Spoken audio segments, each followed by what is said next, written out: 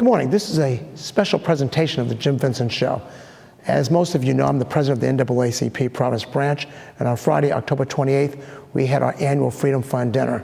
We had a great keynote speaker in Bankole Thompson, publisher of the Michigan Chronicle, and we had 7 very deserving award winners. We had Gertrude Jones, Cheryl Burrel, Linda Newton, Julius Kilala, Luis Lopes, Jorge Cardenas, and my predecessor, Cliff Montero. So we're going to show you some clips of that fabulous evening, and we hope you enjoy them.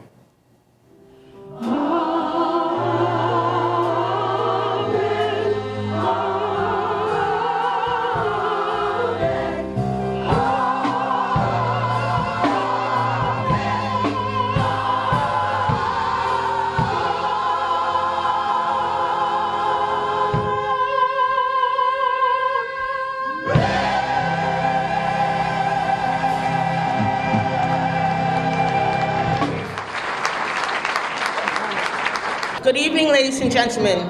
Welcome to the NAACP Providence Branch Freedom Fund Dinner. I am going to introduce our Mistress of Ceremony, Audrey Washington. Okay, next we're going to move along and bring up Jim Vincent. Just in case you guys don't know who Jim Vincent is, and I know that's a lot of you guys because he's just a complete stranger to everyone. Jim Vincent, just some background, is the president of the NAACP Providence branch. He served in this capacity for the past 10 months. He has spent his entire career working in housing, community development, and civil rights, both in Rhode Island and Massachusetts. Since March 1998, he has served as the manager of constituent advocacy at Rhode Island Housing, the state's housing finance agency. He's the host of the award-winning show, Jim Vincent Show, a public affairs television program. We're going to go ahead and bring up now Jim Vincent. Welcome. This has been a stressful month for the NAACP Providence branch. We are an all-volunteer organization, no paid staff, and to put people in the room like this says a lot about you, but it says a lot about the people that are volunteering for the NAACP. I want to thank Audrey Washington for being our Mistress of Ceremonies tonight, NBC 10. Did she do a good job so far? Should we keep her for the rest of the night? Keep her? I'll see no thumbs up. Okay. RPM Voices, are they great or what? RPM Voices.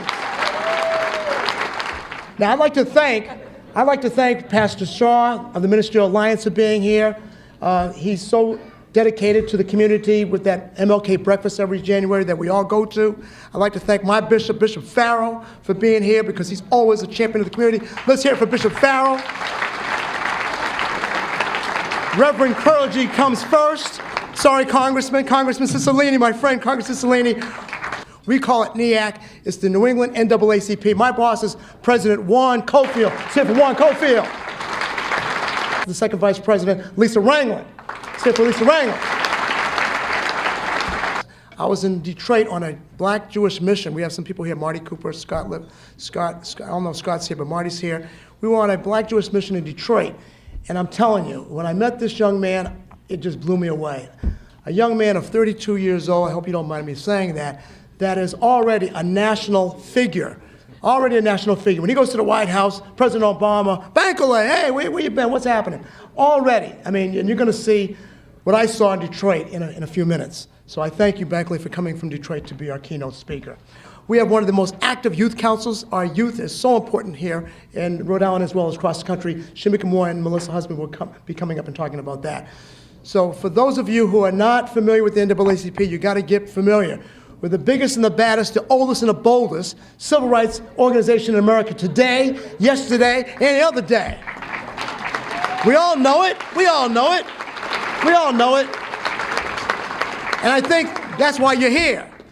But we want to keep you. We want to keep you as far as the NAACP family, and we're going to make sure we entertain you tonight. But please listen to everything that people say because knowledge is going to take us to the next level. We have so many problems. You talk about the disparity gaps, in health and education. If there's a gap, we're part of it, right? I mean, name a gap that we're not in a disparity that's positive. None. All right? So we have a crisis in this country. We have a crisis here in Rhode Island, and we're going to fix it. Our award recipients, I'm quickly going to name them. They're household names in most communities. Jorge Cardenas, everybody knows Jorge. Everybody loves Jorge. In the African community, who doesn't know Julius Kilala? Nobody. Everybody knows that my family's from Cape Verde Islands, Dinos Creole. Who amongst Dinos Creole doesn't know Luis Lopes from Cape Verde? Everybody in Cape Verde knows him. And then we have the sisters. Sorry, brothers, but the sisters are always the leaders, and I'm not trying to sell out or anything like that, but you know what I'm talking about, right? Right, sisters? The sisters are the leaders almost every single time when anything happens, and then we brothers, we appreciate that. So we've located, the committee have located 3 of the baddest sisters, and you know what I mean by baddest, in the land, in Rhode Island. It's not funny. Who can debate that when you talk about the sisters here in Rhode Island and you're honoring Gertrude Jones, Cheryl Burrel, and get this, Linda Newton, that we haven't picked the best and the brightest in the state. That's what I'm talking about. That's what's up, right, Bankole? That's what's up? That's what's up. That's what's up. And last but not least, my predecessor, who cannot be here because of an illness. You know, he's not feeling good, and he didn't want to be among a whole lot of people, but without him guiding me for the last 7 years and also this past 10 months, he's a silent partner. He's done so much to help me. He's done so much for the Rhode Island community. He's been in civil rights for 50 years. He marched on the Mall in 1963 and heard Martin Luther King. He was a freedom rider. He's done so much. You're going to hear more about that, you know, in the program. But, you know, I could not be standing in front of you without giving the Lifetime Achievement Award to Cliff Montero. Cliff Montero. So I thank you, and I thank you, and enjoy the program. So I was sitting in my bed. I'm going to do a little disclosure. I was sitting in my bed, minding my own business. And I was like, you know what? I should watch this because this is important. So I'm going to watch it. And I know that when these kind of speeches happen, it's you know, all these very important people there and yada, yada, yada. And I saw Congressman Cicilline reach in and get that handshake from Barack Obama, and I know that takes a lot of tenacity. You gotta be in the right place at the right time, very good. And so I was very proud of my congressman when I saw him do that. So let's all welcome Congressman Cicilline.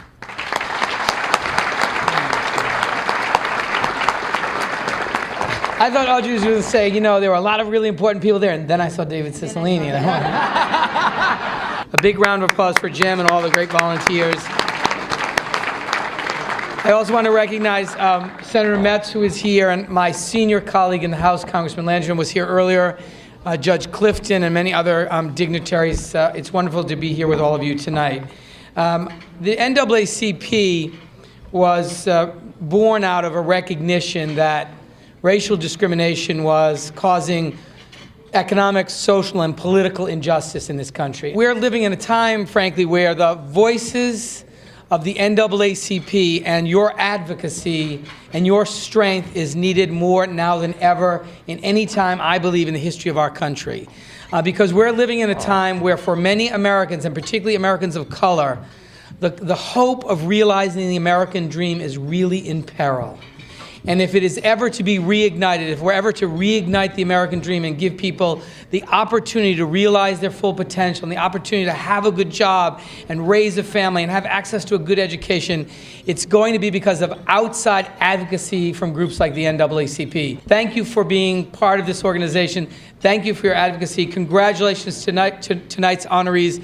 Each one of these individuals has done so much alone, and as a group, it's almost impossible to describe, to promote justice and equality in our state and in our country. And so congratulations on your well-deserved honors. Thank you very much. Ladies and gentlemen, please help me welcome our keynote speaker, Bankole Thompson. We stand on the pillars of those who have come before us, and tonight I am here, among other things, to say thank you for laying down the foundation for us all.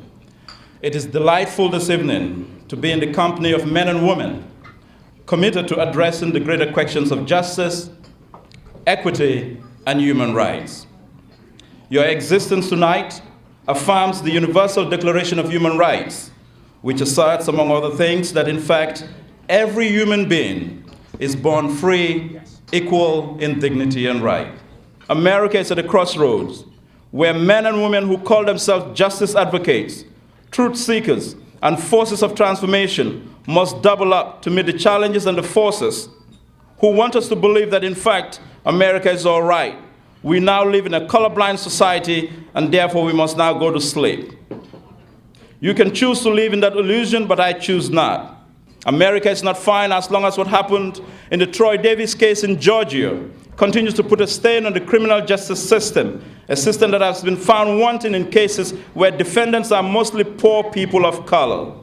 Just as we saw in the Troy Davis case, where majority of the witnesses recanted their testimonies, and major law enforcement officers in this nation doubted his conviction. If poor people of color cannot find sanctuary before the United States Supreme Court, the highest court in the land, that is supposed to be the final arbiter of justice, where else can they find sanctuary for justice and redress? Where is the pursuit for equal justice under the law? Politicians understand the power of numbers, hence the popular phrase, the numbers game. And therefore, when you build a multicultural coalition based on shared interests and common agenda, politicians will begin to show up at your meetings, even when they are not invited. They will be calling to attend the Freedom Fund dinner because they understand that your meetings reflect the vast diversity of the cultural and socioeconomic landscape in Providence. You can no longer fight the battles alone. Don't make the mistake of standing on your own. You need to reach out to communities of shared interest and common struggle. It is in your interest. It is in the future of the Naacp, if it must survive in the future, to move beyond the traditional lines of operation, move beyond your confines and embrace other communities. There's currency in numbers, and now is the time to seize that currency and to affirm America's promise. I have no excuse here tonight, and I hope you have no excuse. So together we can affirm America's promise. Thank you. We are truly excited to announce that the Youth Council has been reactivated with over 25 members, which the national requires that we have 25 members, and we currently have 29, and additionally to some other members who come and participate. Members are between the age of 6 and 18, and since the reactivation, Melissa and I have been striving to educate our members on leadership, like inventors, creativity, team building, and understanding that labeling people is unacceptable. We are teaching our youth about our past so they can understand where we come from and the struggles that people had to go to in order for us to have the amenities that we have today. And it has been amazing to see these children understand where we come from, and that Black people really have had a serious impact on our communities and in our country. As you can see, I am a part of the NAACP Youth Council, and I really like it. I say this because it is a nice environment for young adults, kids, and teens like myself.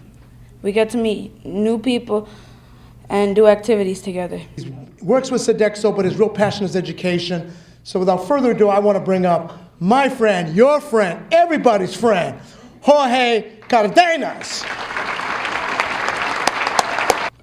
To be recognized for doing what loves is always like having two desserts. The service that I can contribute to our community is part of who I am, and is a part of how I live my life. In my case, I owe a great deal of this recognition to the company I work for, Sodexo School Services. I would like also recognize my many colleagues in the great state of Rhode Island who together form a great circle of people committed to making our state a better place for our community. To my friends at Latino Dollar for Scholar, ARP, Urban League, Young Hope, and many others, thank you for your commitment and friendship. It is not important how much money you have in the bank or to drive a nice car or to have the most beautiful house. But the most important thing is to know what you did to make the life of a child better. Thank you very much. Now, it says in the book that he's been an engineer, or electrical engineer for 30 years, the last 21 years, National Grid, and I know he teaches, but that's not why this young man is being honored tonight. He is here because probably nobody else in this state that is from continental Africa has the reputation of this young man that I'm getting ready to introduce. He was one of the 8 co-founders of Oasis International. Now, for those who don't know about Oasis International, and I'm a member, that's a group that's located in South Providence doing great things in the community. They had a credit union, they do some other things. He was a founder, he was the first president. But if that wasn't enough, he founded a group that was beyond the Nigerian or the South Province community called the African Alliance of Rhode Island. I'm here with the committee honoring Julius Kilala because he is the man with the vision. And it takes vision to do what he's done. Good evening to you, fellow Africans. I think it was said many years ago, I think it is true today, that as we march with NAACP, as the future looks bright, we all have to continue to pray for the NAACP. Thank you, everybody. Thank you, sir. If it wasn't for Luis da Silva Lopes, the community died, the 45,000 Cape Verdeans in Rhode Island would almost know nothing about what's going on. So Luis Lopes has been a very important person in this community of Rhode Island because he has made a very huge segment of our population of color aware of what's going on. He is at every single event that I know of in terms of a Cape Verdean event. He was, when I was the host of Now's the Time, George Castro's show, he was our director, so I've worked with him in the past. He spent 12 years at NBC 10 working. And this man is a truly great professional when it comes to media, and he's so humble, so humble. Now, before we give him the award, there's a letter. I'm not going to read it, but it comes from, I will just say the first paragraph. I take great pride in NAACP's decision to grant Luis Lopes the George Lima Award in recognition of his unrelenting efforts to empower the Cape Verdean community through an improved access to reliable information and his coordination to promoting the Cape Verdean culture in the USA. Signed, Maria de Fatima Lima de Vega, Ambassador of Cape Verde to the United States of America. You all know that when we first start coming to these countries in the Caribbean, America, they all came through Cape Verde first. So that makes us all Cape Verdeans here tonight. I want to start by saying a special thank to our Consul General of Cape Verde, Mr. Pedro Graciano, for taking his time from his busy schedule from Boston to be here with us tonight representing the Cape Verdean government, and also a special thank to the Ambassador of Cape Verde, Fatima Vega. I want to express my gratitude to the NAACP for this great honor. I feel truly privileged to receive this award, especially because it is in the name of George S. Lima. During this 20 years of doing Nobi.TV and other programs that I'm involved with, I did not do it by myself. I want to make sure I remember to thank especially my family. My mother first, and then I'm going to have to mention the lady in my life. She's here with me today. You should give a round of applause today. I think I'm going to do all right tonight. And also the Nobi.TV team, the radio crew, everybody that participated with me throughout this time. If you see those bright lights and you see all the people behind it, they are all volunteers from Nobi.TV, Intervideo, the Jim Vincent show, that give all their time for free to do shows with us. We need more people like them. I'm going to mention a few names that's in the house tonight. Ron Tunstall, Xavier, Dave William, Peter, Napoleon Hex, Amadeus Medu, Nelson. I just want to thank NAACP for this great honor. And thank you all very much for being here tonight with us. George S. Lima, of course, who passed away earlier this year, a former president of the NAACP, as well as numerous other things that we all know of who know the state. And the first recipient of the George S. Lima Award was myself, but the first recipient from Cape Verde, and George S. Lima was Cape Verdean, is of course our own Luis Lopes. And a private thought was that I never knew I could do this job. You know, even when Cliff was saying, you know, you can do it, I wasn't sure.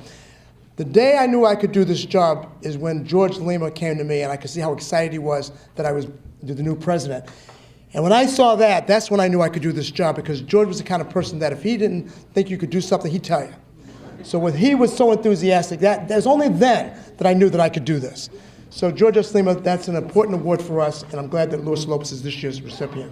This young lady, you know, is so important in our community because she just doesn't say no to anybody. She says yes to everything because she loves her community. Without further ado, she's going to get the front row. You got the front row, Gertrude Jones. Gertrude Jones of Lifespan. Let's hear it. Praise God. Praise God. 10 years later, and when I looked right at the name of the program, it was Affirming America's Promise. Well, I am your promise, right? I have affirmed what you all are trying to do, and you know, they say it's really not about me. It's really not about me. I am just a symbol of the promise that America has promised us. So I hope that as I take my second Ida B. Wells Bonnet Award back, and if you look right in pictures of me sitting in my office, the plaque is right there. So now I'll have two. But they look different. Thank you, thank you, thank you. But there's something I want to say, because it's the National Association of the Advancement of Colored People, and I know I have my Southeast Asian family here from Cambodia and Laos. My Southeast Asian family. Where's my Southeast Asian family? Right here. They're here. Where's my Southeast Asian family? Native American family. They're here.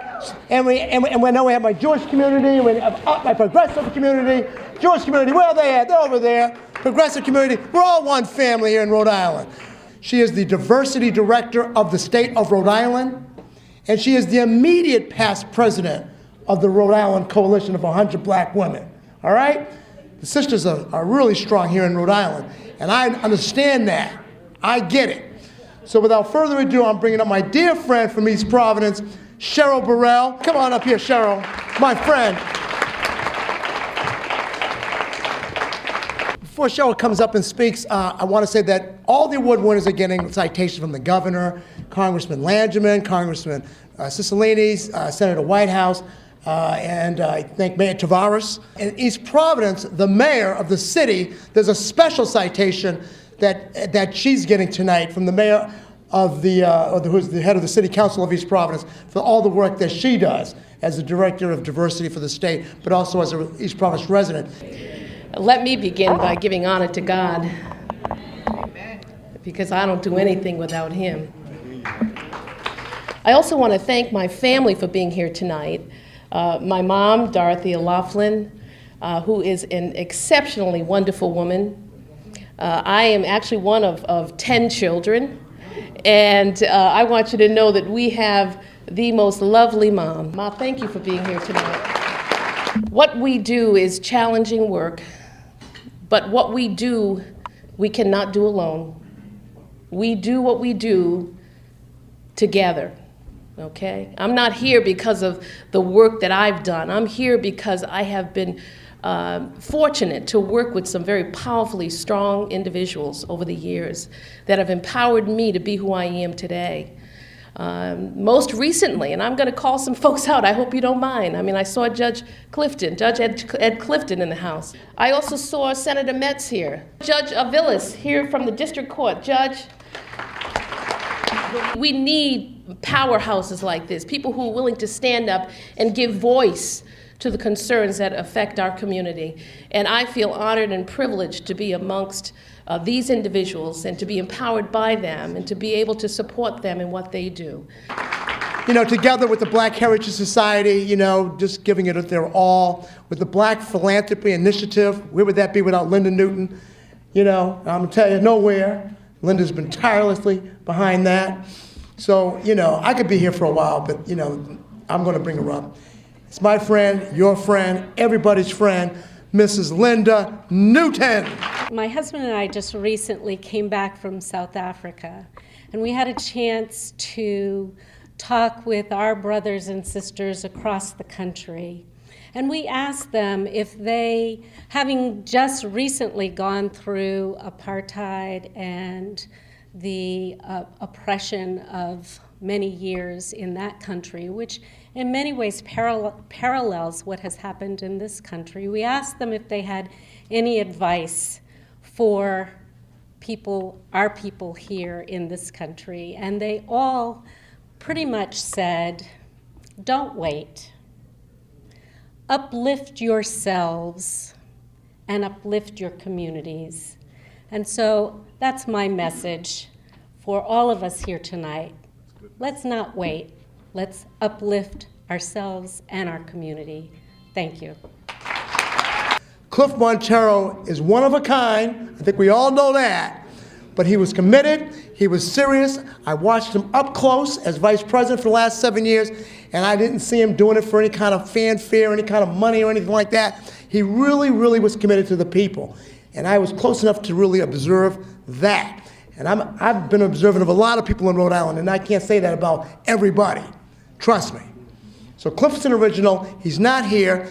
Mike Van Leesten, I think, is here, and he's going to receive the award for Cliff. Mike Van Leesten, another icon, freedom fighter. Someone talked about labels here tonight, and I was trying to think of a label for Cliff, and I thought about half crazed at first. But then again, I said, yeah, we needed to be half crazed in the 60s to do the kinds of things that Cliff did, and some of us did, as we struggled and fought with Bernard and others for our rights. I could say he's a very caring person. I could also say that he had the courage of his convictions. He was consistent with that. He believed firmly in justice. But some of us who might not have understood Cliff, those of us who were in the battlefield with him certainly did. If I could just make this one recommendation to the youth and to the people that are guiding the youth of the NAACP, I would suggest very strongly that you bring your youth around a table with Cliff and some of us older heads, just to kind of share with them some of the history and some of the experiences, to bring it up from where that point is to where they are now, because I think it's very important while we're still breathing. We fall down, but get back up. We fall down and get back up. Well, as you can see, it was a very memorable evening and one I won't soon forget. And for those who would like to join the NAACP Providence branch, you can either call me at 521-6222, that's 521-6222, or contact the website, naacprov.org. That's naacprov.org. NAACP Providence Branch is an all-volunteer organization. We're looking for a few good people to help us, do the right thing here in our community. So please call me or contact the website. Look forward to you joining us at the NAACP Providence Branch, and we appreciate the fact that you watched this program, and I'll see you next week. Bye for now.